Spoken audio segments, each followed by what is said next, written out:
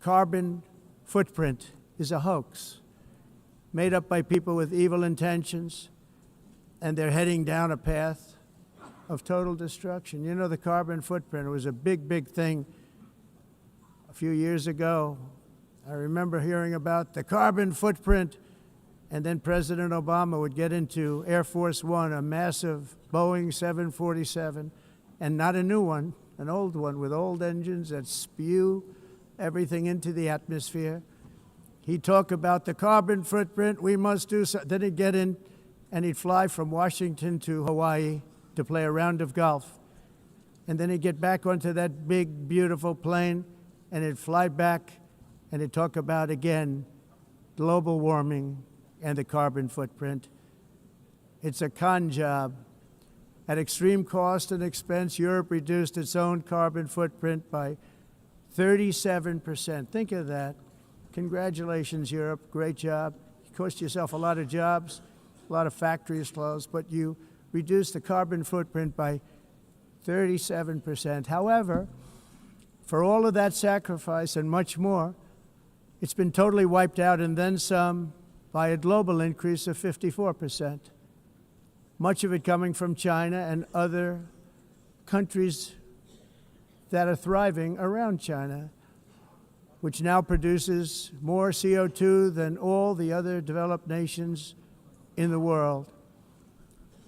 So all of these countries are working so hard on the carbon footprint, which is nonsense, by the way.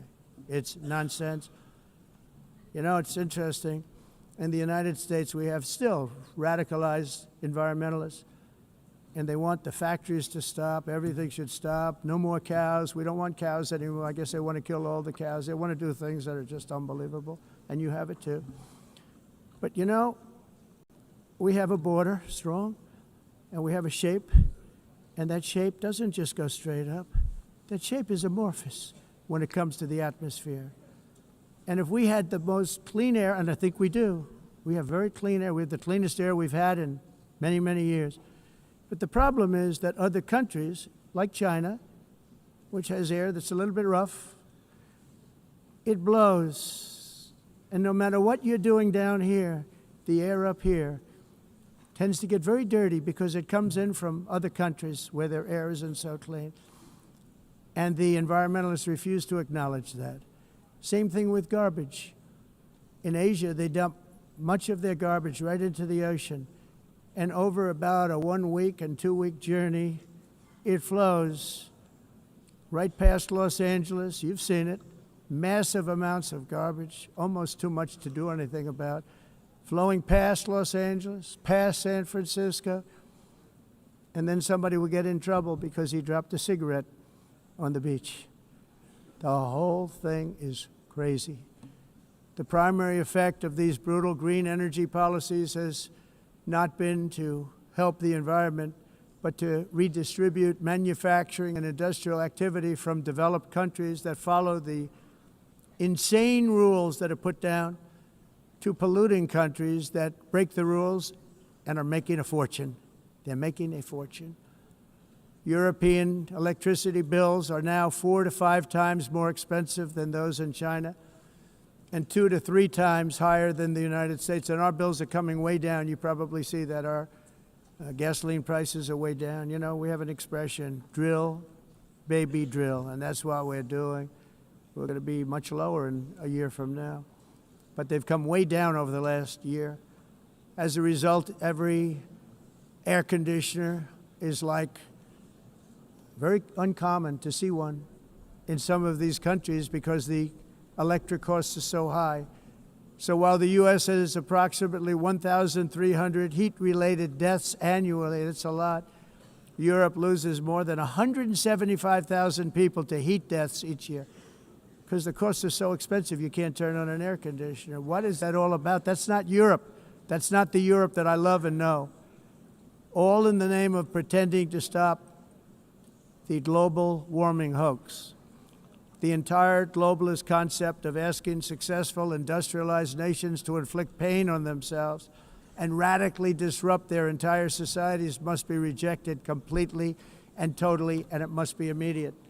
That's why in America I withdrew from the fake Paris Climate Accord, where, by the way, America was paying so much more than every country. Others weren't paying. China didn't have to pay until 2030. Russia was given an old standard that was easy to meet, a 1990 standard. But for the United States, we're supposed to pay like $1 trillion. And I said, this is another scam. The fact is, the United States has been taken advantage of by the world for many, many years, but not any longer, as you probably noticed. I unleashed massive energy production and signed historic executive orders to hunt for oil, but we don't have to do much hunting because we have the most oil of any nation anywhere, oil and gas in the world. And if you add coal, we have the most of any nation in the world. Clean, I call it clean, beautiful coal. You can do things today with coal that you couldn't have done 10 years ago, 15 years. So I have a little standing order in the White House. Never use the word coal, only use the words clean, beautiful coal. Sounds much better, doesn't it? But we stand ready to provide any country with abundant, affordable energy supplies if you need them, when most of you do. We're proudly exporting energy all over the world. We're now the largest exporter. In the United States, we want trade and robust commerce with all nations, everybody. We want to help nations. We're going to help nations.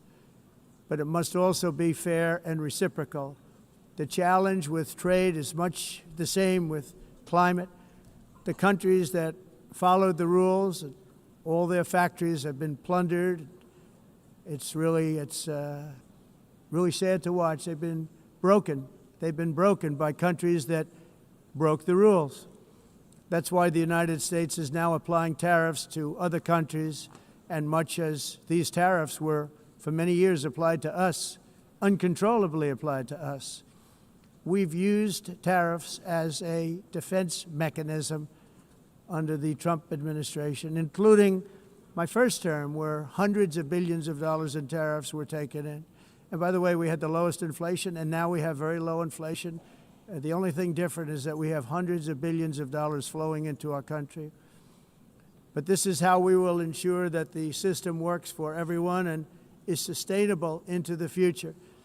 We're also using tariffs to defend our sovereignty and security throughout the world, including against nations that have taken advantage of former U.S. administrations for decades, including